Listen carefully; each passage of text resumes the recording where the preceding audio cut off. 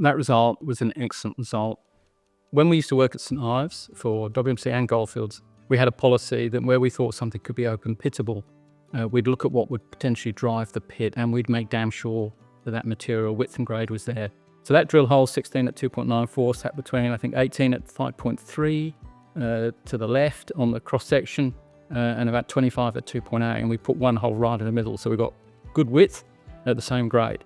And I think the spacing there is about 10 by 10. So that's pretty good. I mean, the next step from there would be grade control, 8 by 6. So we're very confident that the thick, better grade mineralisation at Lady Herial is supportable in its own right, but by follow-up drilling. So that's why it was important. Shareholders might think, it's a lot of extra drilling to do, but it's important to get it right. When you start exploiting a deposit, you want to make damn sure that the thing that's driving that open pit is definitely there, and we've done that with that drill hole. The beauty of Lady Herial, where it sits, it's immediately adjacent to two extremely well-endowed gold belts. To our immediate north is the Victory Conquer Defiance belt. It's about 3.5 million ounces of prior production there. And Aaron, my exploration manager, and I worked there in the late 90s, early 2000s, so we understand that deposit extremely well. To our immediate south at Foster Baker, Argo, Apollo, Hamlet, Athena is another 3.5 million ounces found by WMC and then mined and more found by Goldfields. So we're in the middle. It's like a hole in a donut between two super camps. To start seeing complicated structures, to start seeing good widths and grades at Lady Herial tells us we're all part of the same structural system. So at the moment, our targets are quite small and modest, so that's so we can permit them and turn them to account quite quickly. But we've always got our eye on the bigger picture, that we're in a super endowed belt, and the opportunity for something much bigger is always possible at St Ives.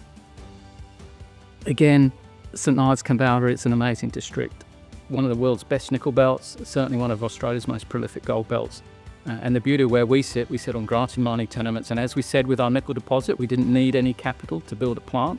Unfortunately, Nickel West shut their plant in the meantime. But on the gold front, we've got multiple plants around us, none of them particularly at full capacity. The closest, Lefroy, is owned by a major shareholder. Goldfields own 31%, and Lunnon Metals have a great relationship with Goldfields. And the beauty there is we're on granted mining tenements.